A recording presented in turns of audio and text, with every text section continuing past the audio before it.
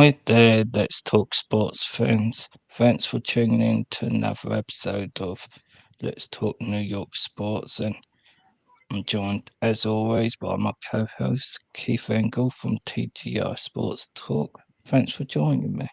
Great to be here, Dan. This is we didn't do this show on Friday last week, but we did do a show, so we're on a 3-week winning streak here, you and I. So I'm happy to be with you again, and as I said, it's good to have you back, and I enjoy it when we can just kick around the New York sports world, and some of the times it deserves to be kicked around. So it does, and probably release positive week to discuss Knicks, but we'll of the season, but we'll talk about that a bit later. But I know okay. you've had your new episode drop of your new one-on-one show with Kermit Washington. Now it's gone live. How did you find it? It was good. It's starting to pick up. I did some sharing to some other groups today as well, and if you watched it, Kermit's a very well-spoken guy. I mean, he's been through some extreme highs and lows in his career. Just a good guy. I wanted to get his perspective on, he had a huge issue in the NBA when he was involved in a fight and ended up punching Rudy Tomjanovich and really, basically breaking his entire face. It almost killed him. But to hear his perspective, a lot of it I've heard in my life has been from the other side. And him and Rudy Tomjanovich are good. I won't say good friends. They're on good terms these days. They haven't talked in a while, but they talked a lot over the years, and they've come to terms with what happened. Just an unfortunate incident. And then he did some great humanitarian work that kind of went off the rails on him with some legal issues that he was, more than willing to chat about. So it was very good. I had a lot of fun with it. We also put in when that went live last night, as you know, and I had a glitch because I didn't play it on TGI Sports Talk last night. I noticed. I'm like, where's this interview? So I had to play it again at 7:00, but that's fine. And last night we also put another one in the can with Matt Robinson, former Georgia Bulldog quarterback, played for some really good Vince Dooley teams at Georgia. Then he was a quarterback in the mid-'70s, along with Richard Todd from Alabama. With the Jets and played with the Broncos and the Bills a little bit. And we had a great time. And this was just a rollicking hour where we kind of bounced off each other and barely followed I barely followed my little outline for the interview because we just got it. Sometimes you get into those conversations and it just flows. And he was very open about why his career, he didn't have a better career and he felt he was a better quarterback than Richard Todd. And, but he admits he knows now it's his own fault that he wasn't the starter there longer. And it's a very interesting interview, which we'll air that next week, next Thursday at 6:00. Yeah, I can't wait to check it out and your other ventures as well. And I find the best interviews are so I always do a lot of background and notes, but I probably use 70% of the notes, and the conversation may take a different feel, and whatever feels natural, I think is the best interviews rather than sticking to a script because it feels more less put together, if you will. Well, if I've got to keep going back, again, I've got a as you say, a pretty in-depth outline so that I can carry the time needed if needed. But the best ones, as you said, I go back to that, like maybe 3 times during the hour just to kind of see where I want to steer the conversation next. And we're just kind of riffing off each other. And that's what it was with Matt last night. It was a lot of fun. Not that it wasn't great with Kermit, too. It was kind of the same kind of thing. It was a lot of fun. So we've done well so far. And I'm looking forward to the next few we have coming up as well. Yeah, looking forward to it. And I'll have a few behind the scenes stuff to discuss with you after the show. In that regard, we'll say good afternoon before you jump into it to CA, one of my loyal followers, and I know he's excuse me, following some of the Let's Talk Sports stuff too. So good afternoon, CA. And I'm sure we're going to get into this. So he's talking about the Mets bullpen and the Yankees rotation, outfield, infield as being hot topics, and I guess that'll lead you probably where you need to go. Yeah, it will. One interesting thing is given they're in two very different divisions, what fan base is feeling more comfortable, or would you be more comfortable? For me, I would think I think it might be the next year. I think last year we saw the start of something, and the Braves are the Braves, but I haven't been wholly convinced by their off season. I think they opted down the route of retaining most of the talent what they could, but even that, some key pieces left. How first with the Mets, would you be very confident in taking the division this year? I would, but then again, how last year ends will be a topic until they prove us different, if that makes sense. Yeah, I mean, look, I'm a Yankee fan, which I don't make any secret of, obviously, and I think if I were a Met fan, I'd probably be more confident going into the season. The Yankees have still quite a bit of question marks and more injuries. I know the Mets lost Edwin Diaz for the year, but they've got a proven closer behind him in David Robertson, and I'm sure that they'll be out dealing when the time comes for whoever might be available at the trade deadline and such. So, and their positions are pretty much set. Where the Yankees, as CA kind of alluded to, they've still got some issues in the outfield with Bader out and and probably for 6 weeks or so. And you got Hicks still playing left field, maybe a lot. You've got Donaldson, who finally broke out the other day with a couple of home runs, but not a good situation with him playing at third base. And there's still some good stuff, though. I mean, the rotation needs some work. Rondon is throwing again. That might be a good sign. And you got some kids that are ready to contribute. So it's not all bad for either one of these teams. The Mets have to deal with the Braves situation, as we talked about. And they could be 20 games ahead of them this year, Dan, and they're always going to see him back there lurking. And the Yankees will have the same situation with the Blue Jays, who on paper, I think are the best team in that division. Um, I agree. I mean, I'm surprised they didn't make some sort of move for the Yankees in the outfield. Hicks, they didn't have the best season last year, and I know he's had a couple gaffes in Yeah.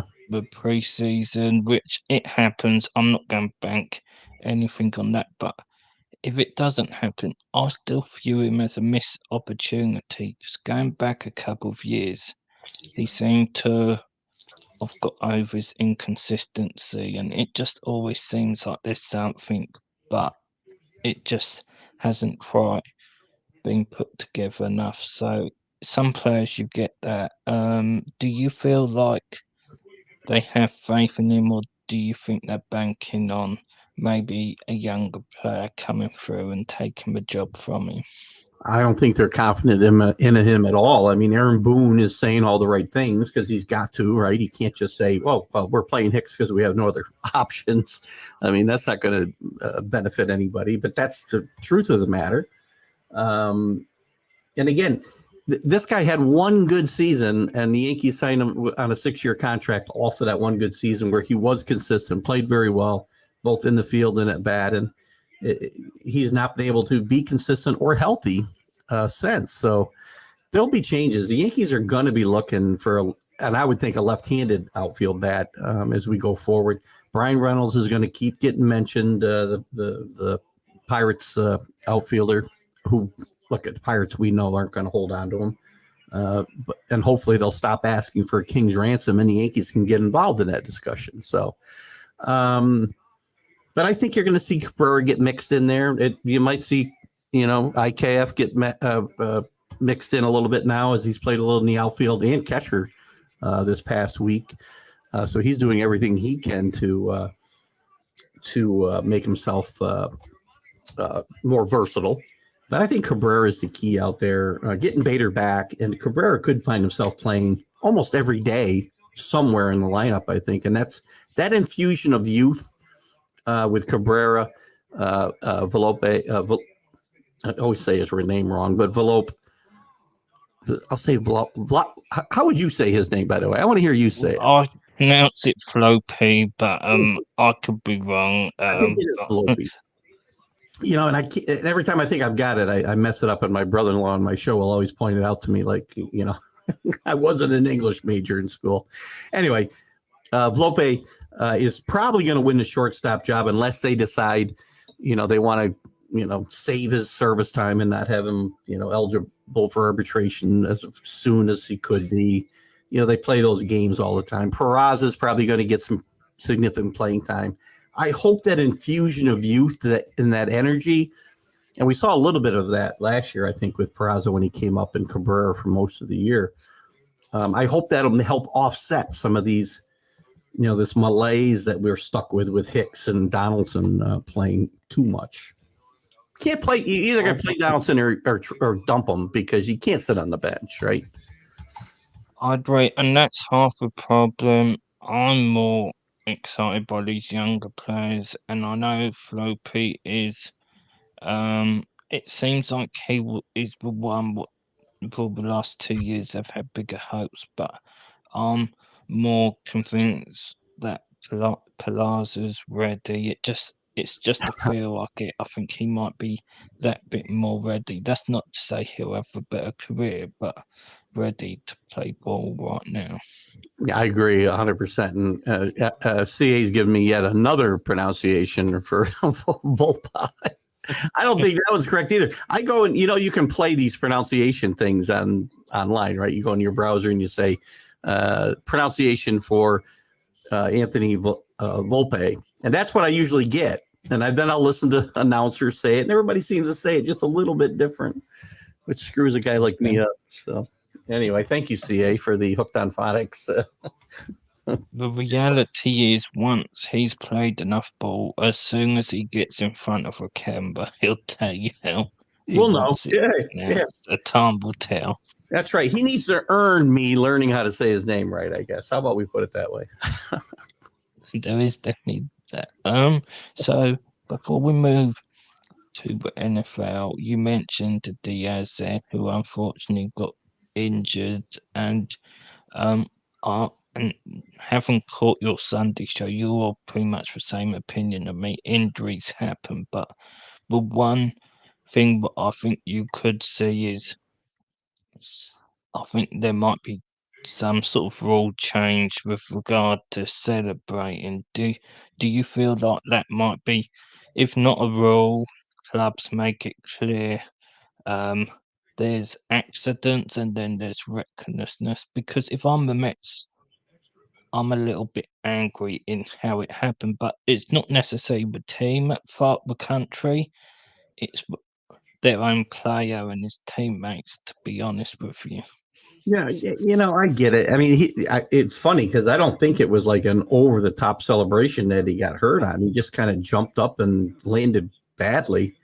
And Badly.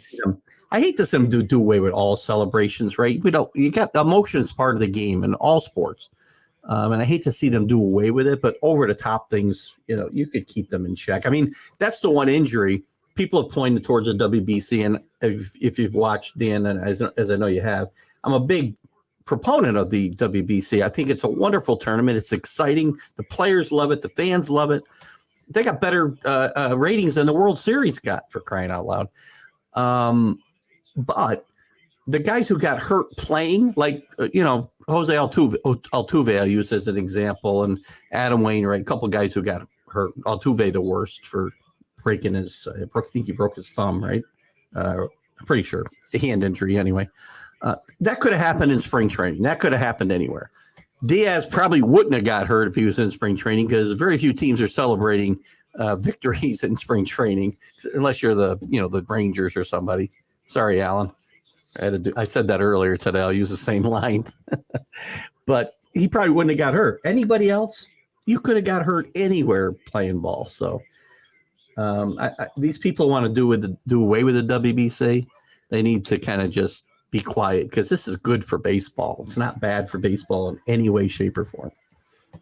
I agree. I mean, a case in point, how people are just responding to a tournament. One of the channels on the network did a video about it, and it shot up with like 100 views Yeah. within an hour, and that's just our little channel, if Mhm. you will. So that's just an example of how people like the tournament, and even over here in the UK, MLB, unless you're hardcore, don't get talked about too much, but it's being talked about a lot on social media over here. So it's good for the game, not just in the US, but in Europe, which is something the league wants to expand their popularity into.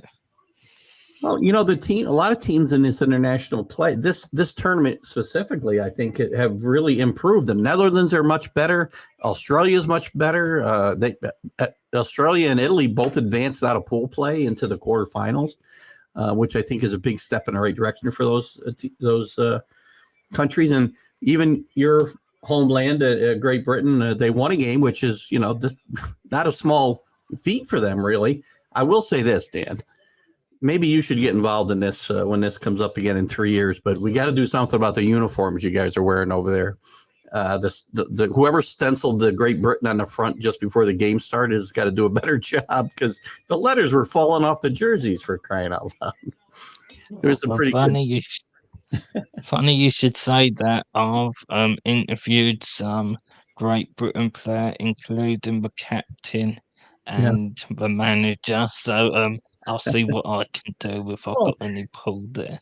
there's a couple games I'm rooting for, and I'm watching them. I thought, these poor guys in these jerseys. I mean, it looks like when I was in Little League in 1966, I had a better uniform than that. For crying out loud. Um, so a little inside view from what I understand of the interviews, most of their equipment the players play for themselves, and obviously over here it's a case of it's not even like minor leagues. All of them have day jobs and um, basically one training session a week. So Yeah. the resources for the team is um, probably the Faddy Cats, who obviously our mutual friend Dan Gruber Yeah. is an usher, probably have far more extensive resources than them. So I would imagine what that's the story behind it, if you will, which is a shame because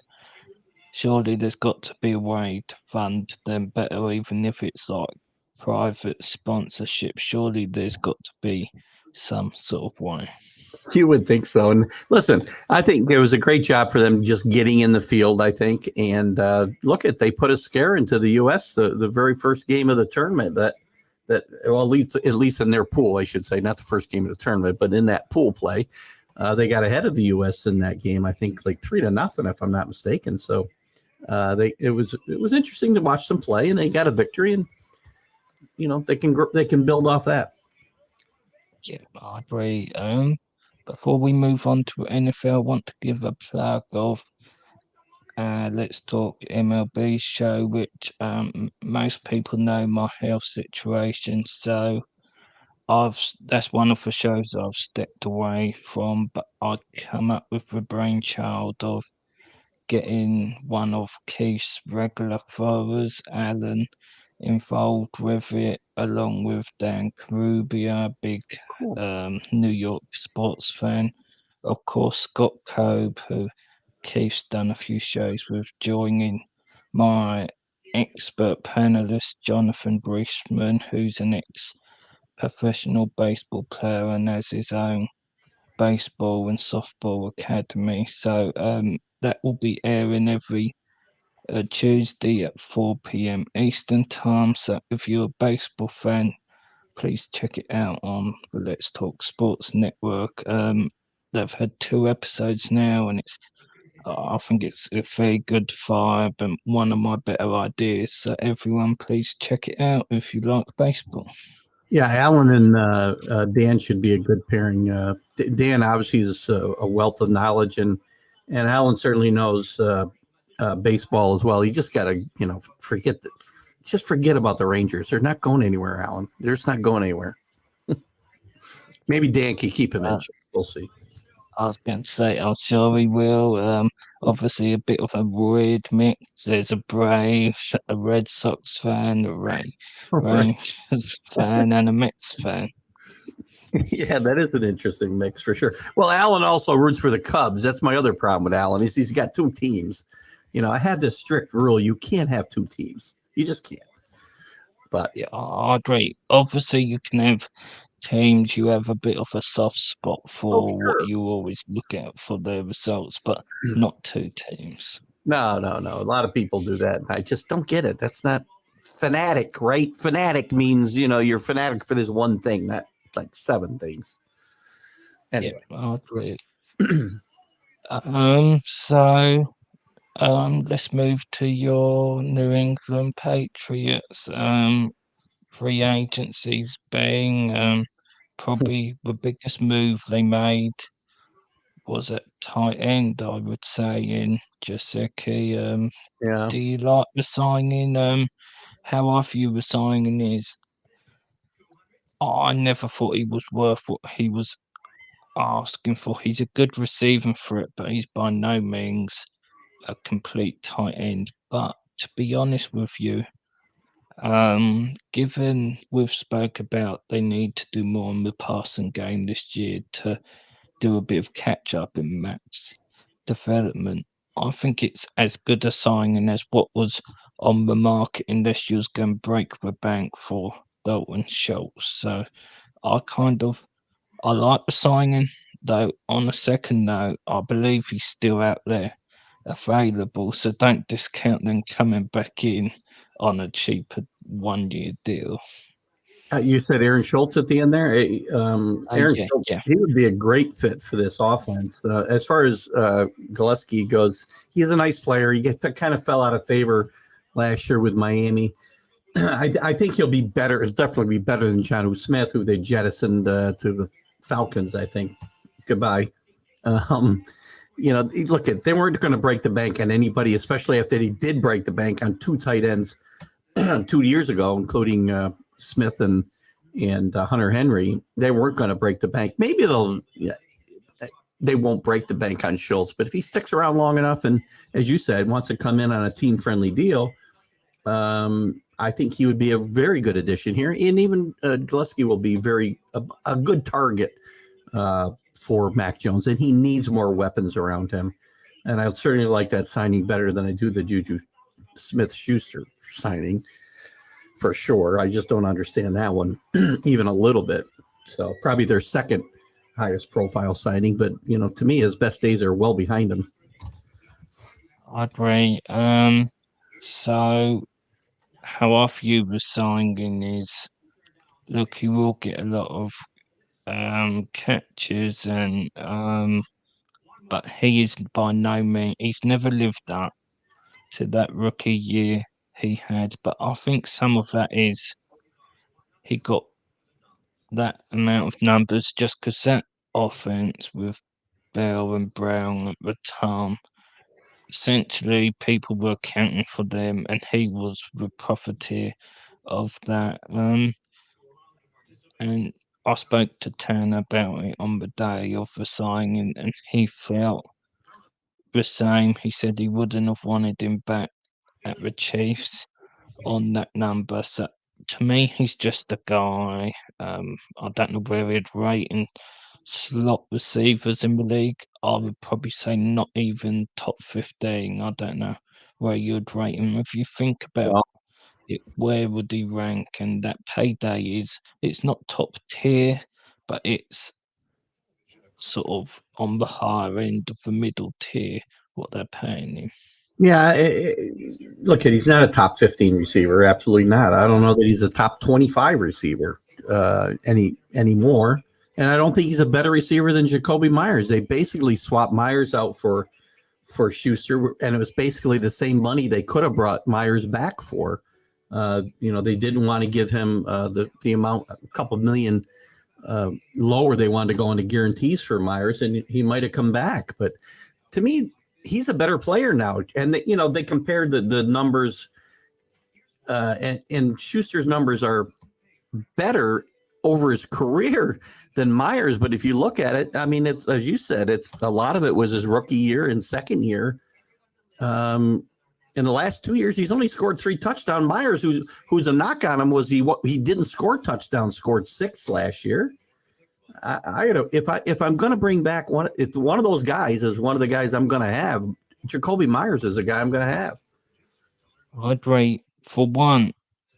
We know Jacoby Myers isn't a locker room problem. He won't be a distraction. He will keep his head down. Whereas I know there weren't really any instances this year, but a couple of years ago I was out on him because he made it more about him, and even when it became a distraction, just to prove a point, he still did the dancing on the logo. So I can't think of a worse fit Yeah. than with Bill Belichick. Perhaps he'll keep his head down. I don't know.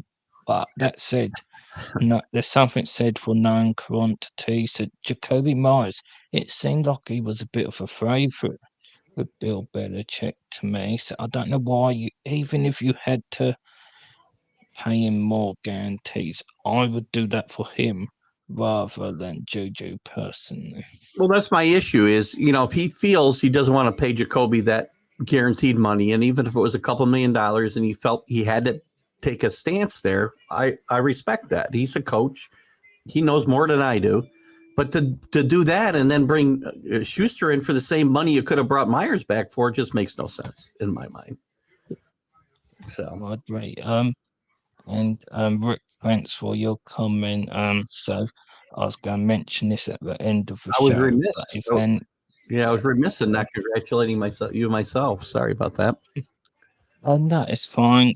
So I was reached out by Stadium Rant, who does all sports, but a lot of NFL, has a lot of podcasts on. I'm going to be running their Twitter, basically do Twitter questions, and I'll be their social media manager. Actually, for the new CEO prepared this statement, he announced him taking over the company, which was a first for me, I'll admit. But I think it'll be good for our community. I can bring new podcasters in. They will promote some of our stuff, and um, one of my contributors, Dan Brosnan, who does a lot of, has a far bigger channel than I'll ever have.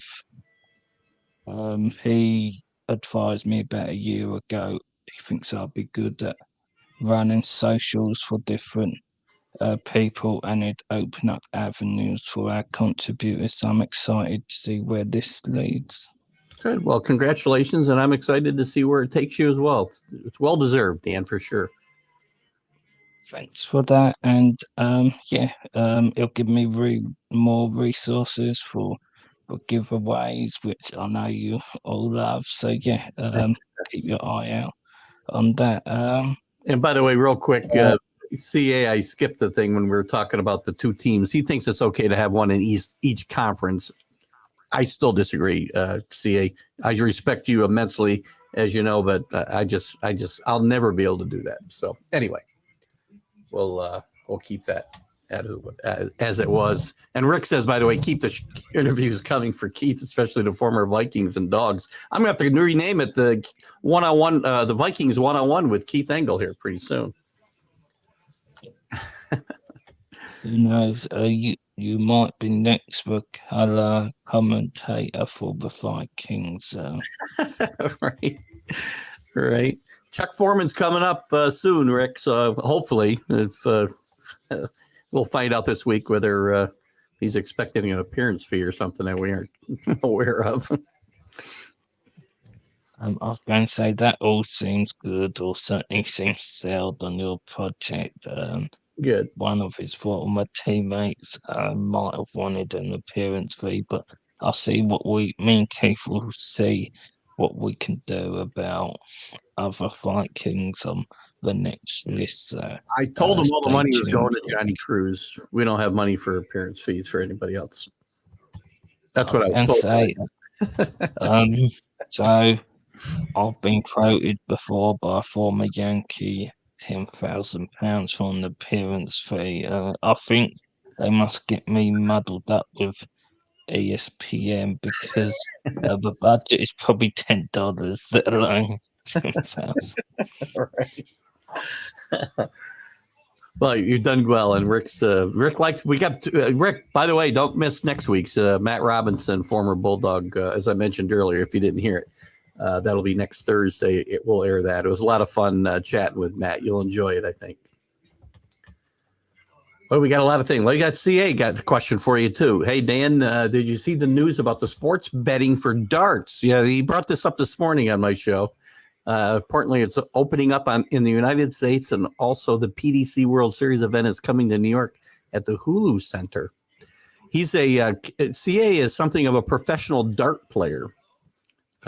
So um interest the darts is major in the UK. It's massive market. Interestingly enough, I've been talking with a channel that's done some work. He has a darts show and he's talking about bringing it over on Let's Talk Sports. So that may be something for you. And There you go. yeah, the reality is sports betting is huge, darts included. So if something's going to be a success, particularly in the US market, you've got to open that up to the sports books. I think it's a good move for the sport who, let's be honest, needs more funding, and there is a market out there as your interest proves. So I like it, and I'm intrigued to see how it goes. Well, be watching for that, CA, because CNC says finally, nice to finally hear you, Dan. Glad you're back broadcasting and feeling better. So CA's been a follower of mine now for a while, and I know he followed me over here. So good guy and a loyal follower now to a lot of the shows, and he'll enjoy that dart content. Please do keep your eye out. I'll now I know there's an interest. I'll reach out to Gav again and see, and um, just drop if you're not already, drop us on that follow over on Let's Talk Sports. As Keith knows, we're pretty much 24/7, so there's something there for everyone. Keith, so the Bills have been largely concentrated on retaining talent, which they haven't retained everyone, as we covered on our free agency show in Yeah. Edmonds. I think they've done probably as best job as they could.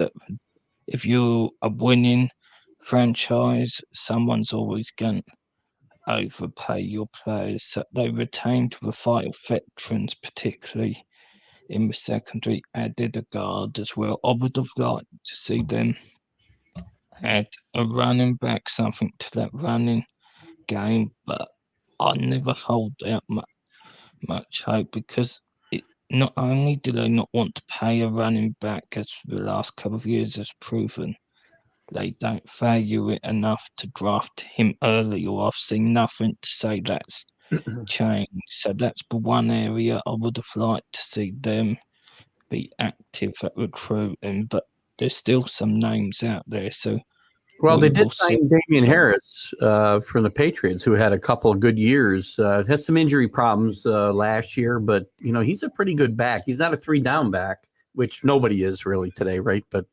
Damian Harris isn't a bad pickup, and I think they think that. And Rick would probably enjoy this. I think they think James Cook will take a step forward here in his second year as well. Yeah, I like Cook. I think he did as well as you could expect him to, given where he was drafted. I think, in the passing game, he reminds me a bit of what Le'Veon Bell could do. He's not going to be the runner he is, but from a passing point of view, they had nothing in the backfield, the running back position. So I think people sleep on the effect he had just because there's not the Brown game, and he showed up in big moments, and that's crucial in your rookie year because he set a good standard, and let's see how that elevates this year. Yeah, he's a guy I would expect to take a step forward. And last night when I was on with Nick and Johnny, they were talking. I hadn't heard this, that there's the rumors are getting hot and heavy that DeAndre Hopkins may land in Buffalo. Which, if that happens, there's nobody with a better tandem than him and Diggs to be able to throw the ball to, and that's going to really add a dimension to this already potent offense. Yeah, I agree. So apparently the Cardinals are trying hold out for second round pick. A pass interviewee who covers the Cardinals said to me that he's heard rumours that they're lowering the price to a third round pick. Whoever picks him up, he'd probably have to rework his contract. But I know he was holding out for the Cowboys, but that I would think that's over now with Brandon Yeah. Cooks being added. So would he have a better landing spot than Buffalo? Probably not.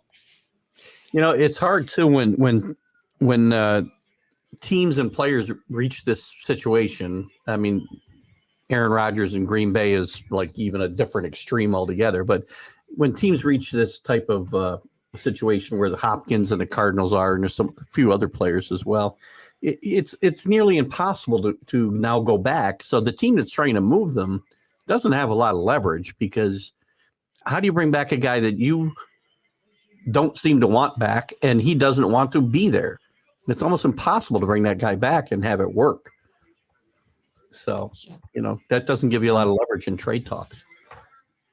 I agree. Talking of trade talks, I've seen Rick's comment there Yeah. about him saying maybe you can trade for his brother. The Vikings will take a second from what I understand.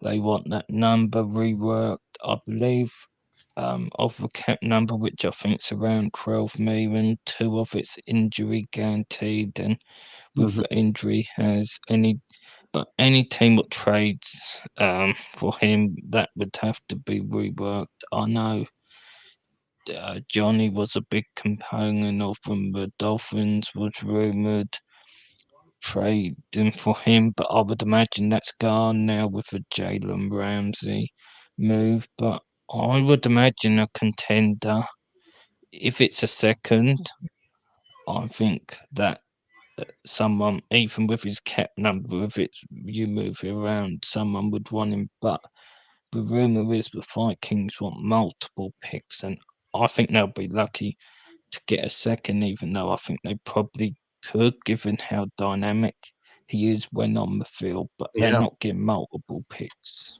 Yeah, it's hard with running backs and investing a lot of money or years in them. And CA talks about Hopkins being the best wide receiver in football, but he was the best wide receiver in football, but he's injury prone and attitude change. Um, Listen, I'm not sure. I don't think his attitude is as It's bad as fine. people think. Now, he might have a problem if he's coming. New England was rumored to be interested in him too, and I know him and Bill O'Brien didn't part on great terms with the Texans, so that might be problematic. But for him to go somewhere else like Buffalo, I think he'll be fine. It's the injuries more than the attitude. I don't think his attitude is quite. I think that's a little overblown. I agree. I think I know he had the suspension, but I don't think that's based on attitude. In fact, I think it's the exact opposite. I don't believe his story of it's some accident. I think what happened is he was coming off that injury. I'm going to put this nicely. He's getting a little bit. He's a year older, so we'll put Sure. nicely. And I think because of those two things, he took something, and um, yeah, it was a big mistake. So Yep. everything I hear about him, that he's a good guy. So look, if you don't want to take him on, given his that when that fall happens, it'll be big, and he is injury prone. That is fine, but I'm not sure. He may, he could be the worst guy in the locker room, but everyone that speaks about him sort of laments how what a good guy he is. But he's running out of options. One option what I Mm, would love to see happen is the next team we're talking about, the New York Giants. If they could get him, say it's a second round pick, I'd do that in a heartbeat for them. I know they're not exactly in win now mode, but they've made a few moves I like. They need more at wide receiver. So even though he's not a player for the future, just what he would offer in the change of culture and a leader in that room. I'd try and get away with a third round pick if I was them, but I would do it just because they need to add some leaders in that wide receiver room. Yeah, I agree that that would be a great move for Daniel Jones and the Giants. And again, a guy who now they've wrapped up a lot of money in, and I think deservedly so. He's earned what he's got. Now they need to get weapons around him. Um, Being able to bring back a couple of guys that they did, I think Slayton was a good return. Maybe Shepard will come back healthy, but they do need one. They need a big guy. They need a guy to, as you said, be a leader and take over that wide receiver room. And Hopkins would be a great addition to this team. I'm sure the Mad New Yorker would disagree because I think he'd rather win 2 games than actually, put a bunch of talented guys together and pay him a lot of money and maybe win a championship. I agree. Before we move on to the Jets, I also love the Darren Waller Oh yes. trade. Mm-hmm. I don't know what the Raiders are doing because Jimmy G loves his tight ends, but from a Giants point of view, they had pretty much nothing in the receiving game, and when healthy, look, he's not Travis Kelsey, but I think you can make an argument between him and Mark Andrews. What one would you prefer? So I think he's definitely a top five tight end when healthy. He had a bad year last year, but for what they paid up, it's worth the risk. And the Giants have had terrible tight end play for a few years now. So Yeah. we don't know what Daniel Jones is like with a tight end because he's never had that functional one. So I'm intrigued to see what this offense looks like if he can remain healthy. I think Waller, if he can even come close to his production from like 19 and 20, I think he'd be fine. He had 2 really good years there with the Raiders, and you're right about Daniel Jones. He's the type of quarterback that I think would really thrive with a good tight end. If Evan Ingram was the player in New York that he was with Jacksonville last week or last year, that giant offense would have been much more dynamic. Obviously, Yeah, I agree. So moving, yeah, yeah, this is, it's not it's the best teams to spend your career with. Though on the other quarterback. hand, and leaving out the, shall we say, bad behaviour off the field, he has had Deshaun Watson and Kyler Murray throwing him balls, so they're not bad quarterbacks to have you thrown to, but the reality is they've had bad front officers, and I would argue both quarterbacks have questionable leadership qualities. Even though Kyler's not, if you gave me a choice, I would pick Kyler every day of the week and Christ on Sunday because whereas he may not study, that's the rumor. I trust him more from just being someone what's worthy of leading the locker room. Yeah, the other guy who I don't even like to say his name, the Cleveland quarterback. I would pick 31 other guys in this league other than that guy. Yeah, I I just wouldn't agree. want him leading my franchise. Not He's just not a good guy. I'm sorry. Where there's smoke, there's fire, and sorry. Yeah, I agree. I mean, put it this way, I would rather have Robert Sala as my quarterback than uh, Watson. So that's just my opinion. Other people feel differently, but just my opinion. I can So ignore a lot of things. Nobody's perfect, and a lot of these players have a lot of flaws, just like I do. But not those type of flaws. Sorry, I'm not overlooking that. yeah, I agree. So the New York Jets, they're still on Rodgers' watch, but they made a move this week, bringing in Hardman, of course, Chiefs, mainly slot receiver, but can play on the outside, and moving out Elijah Moore. this shocked some people. To me, it didn't. Just too much had happened, and your coaching staff to go F themselves, which happens. But the key point is he took it out of the building and shared it on social media. And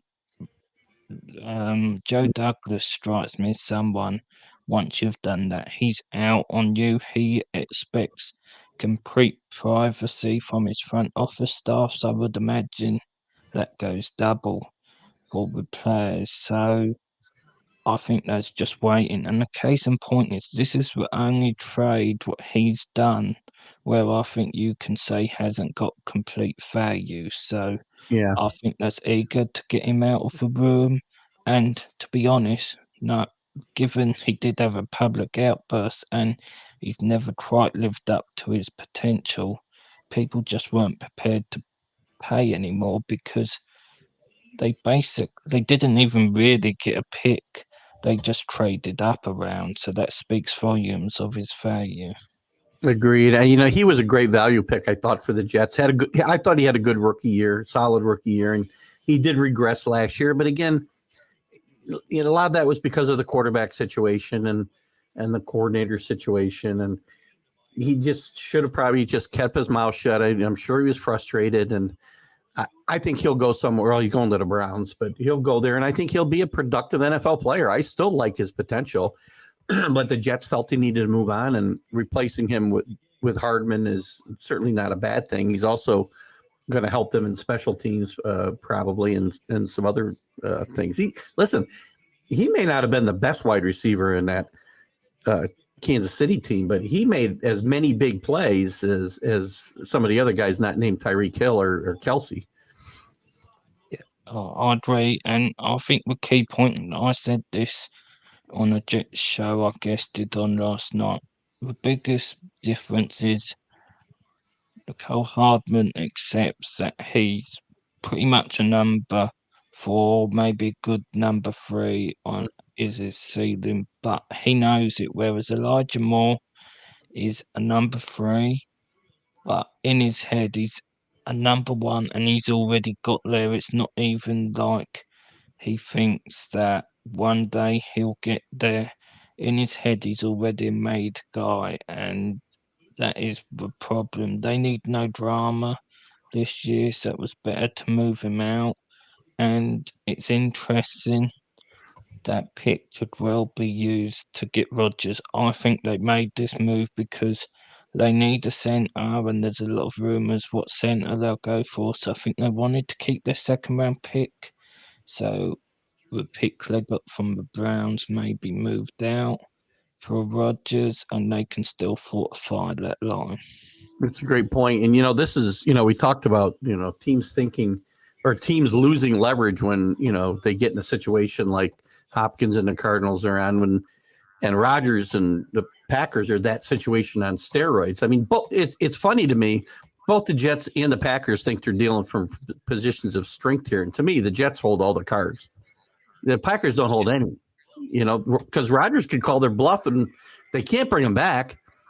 So if they can't make a trade here, their only other option is to cut him and pay him, and that's good for the Jets because then the Jets can sign him on the cheap too.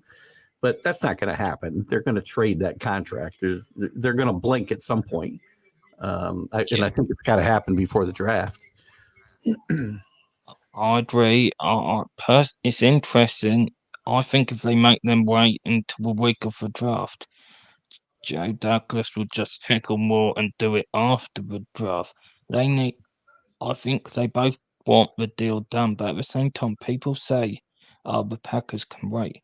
So can the Jets, because I don't think Rodgers is going to any OTA, so they don't need it done. Whereas, what happens if Rodgers gets injured working out with Garrett Wilson and other receivers privately at some high school, which I'm sure that they will do? Then they're on the hook for that whole contract or cap number. So they need to be careful because they could wait too long. And whereas it would be disaster for the Jets if that happened, it also wouldn't be good for the Packers, and they don't need it as a distraction for their young quarterback. This is do or die year for him because he hasn't got time where he can have a not so good year or any drama around distracting him. He needs to hit the ground running, or they're going to be looking for another quarterback in a year to 18 months' time. Agreed. I mean, I think they need to get this done here in the next, week to 10 days and just stop messing around. Yeah, I'd agree. It benefits both It's sides. going to be interesting. So, Keith, as we look to wrap up, I assume you've got your Sunday stream of consciousness. Anything special planned? Uh, this Sunday we'll start diving into more into Major League Baseball in depth. We'll look more at some of the NFL. We'll obviously be all over the college as the elite. We're playing the Sweet 16 now. We'll have half of the Elite Eight played, so we'll know half of who the Final Four teams are come Sunday. So we'll dive deep into that. It's been an exciting March with all the madness you could have hoped for, I think. So we'll dive into that. Also, probably next week, I've got to get with Drew Ehrlich, who's one of my loyal followers and a baseball aficionado, and also my brother-in-law. We've done a baseball preview show the last couple of years, and we'll probably do that one night next week for a couple hours too. So be on the lookout for that. And also the college sports huddle on Wednesday night, which will be all about NCAA basketball, most likely. So a lot of good stuff coming up, including the interviews that we've talked about. Everyone, check it out. And if you're watching Let's Talk Sports, and this might be the first time you come across Keith, highly unlikely, but if it is, then head over to TGI Sports Talk on Facebook and YouTube. Give him a follow. I know he would appreciate it.